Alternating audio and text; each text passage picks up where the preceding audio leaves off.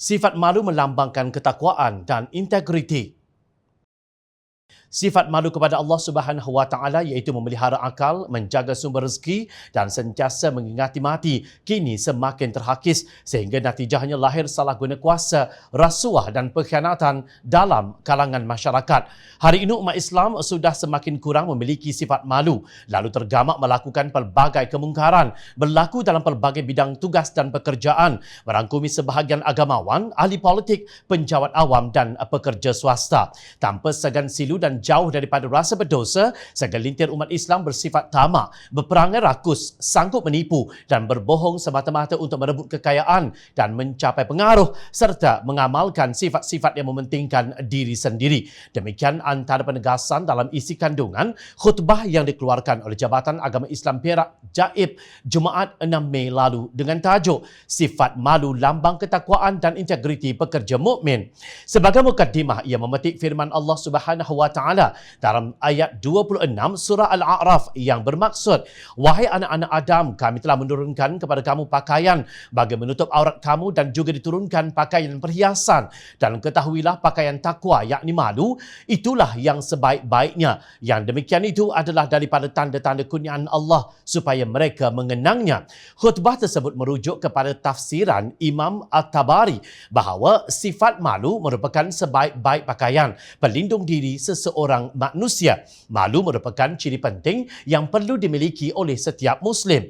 Begitu juga pandangan Ibnu Hajar yang mentarifkan malu sebagai akhlak yang dimiliki seseorang untuk menjauhi perkara keji dan kelakuan yang mengaibkan. Sifat malu ditegaskan oleh baginda Nabi SAW dalam mafhum sebuah hadis bahawa setiap agama yang diutus itu mempunyai prinsip akhlak dan akhlak Islam itu ialah sifat malu. Menerusi khutbah itu, Jaib terus melahirkan kebimbangan tentang natijah hilangnya perasaan malu sehingga budaya rasuah dan salah guna kuasa terus berleluasa. Keadaan rasuah di negara ini semakin membimbangkan. Malah rasuah kelihatan dilakukan secara lebih berani dan terang-terangan melalui sindiket dan perancangan yang tersusun.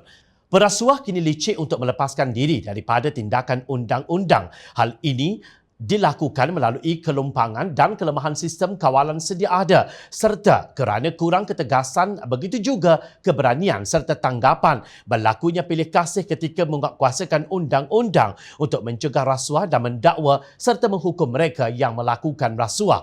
Akibatnya perbuatan rasuah dan salah guna kuasa terlepas daripada hukuman duniawi walaupun pada hakikatnya perbuatan-perbuatan tersebut jelas berdosa dan keji di sisi syarak, tegasnya. Rasuah katanya kini berlaku melalui sistem yang boleh dimanipulasikan hingga ke peringkat mempersendakan undang-undang dan badan-badan penguatkuasa. Khutbah tersebut juga mengingatkan bahawa setiap perkataan dan perbuatan akan dicatat oleh malaikat, rakib dan atid yang ditugaskan untuk melaporkan segala perbuatan manusia ketika berada di dunia, dan catatan tersebut akan menjadi rekod yang akan dibentangkan di hadapan Allah Azza wa Jalla pada hari kebangkitan dan pengadilan di padang mahsyar. Ketika itu tidak ada sesiapa yang boleh berperanan sebagai peguam bela yang boleh bermain kata-kata memanipulasikan antara kebenaran dan juga kepalsuan. Jaib menegaskan jika keadaan ini dibiarkan berlarutan, berarti Malaysia sedang menuju ke zaman gelap. Benar, kini negara terpaksa menanggung kerugian berbilion-bilion ringgit di samping tergugatnya keyakinan pelabur dan pertumbuhan ekonomi sehingga menjejaskan kemakmuran negara dan kesejahteraan hidup rakyat. Pada akhirnya akan turut menjejaskan keselamatan negara apabila rakyat sudah bosan dan hilang keyakinan. Tak tumbuh tak melata, tak sungguh orang tak kata.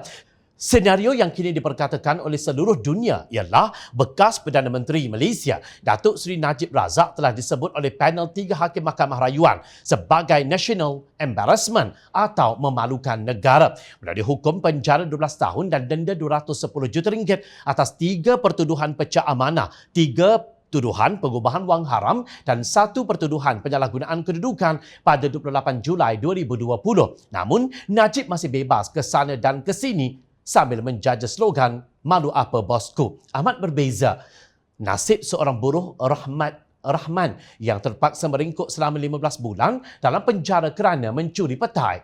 Dalam Islam, sifat malu itu amat dipentingkan kerana ia mengukuhkan lagi pegangan akidah seorang Muslim. Cukupkah kita mendapat malu di seluruh dunia apabila digelar sebagai negara kleptokrasi terburuk? Jangan sampai sifat tidak malu diangkat sebagai slogan atau budaya. Lalu terjadi pilih kasih ketika menguatkuasakan undang-undang dan sistem boleh dimanipulasi sehingga undang-undang dan badan-badan penguatkuasa dipersenda. Justru marilah kita sama-sama menghayati peringatan Rasulullah sallallahu alaihi wasallam dalam sabdanya yang bermaksud malu dan iman sentiasa bersama. Apabila salah satunya dicabut, maka hilanglah yang lainnya. Hadis riwayat Al-Hakim.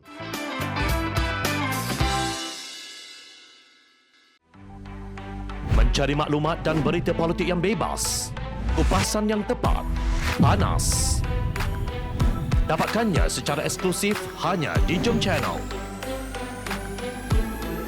Komitmen kami, pentasan berita Isnin hingga Jumaat. Berbicara dan isu semasa, kami garapkan secara langsung. Panel-panel berkaliber dan profesional. Interaktif, pandangan anda kami raikan. Jangan lupa bersama kami di setiap hujung minggu dalam edisi khas mingguan. Jom Channel, moving forward, sharing a new experience.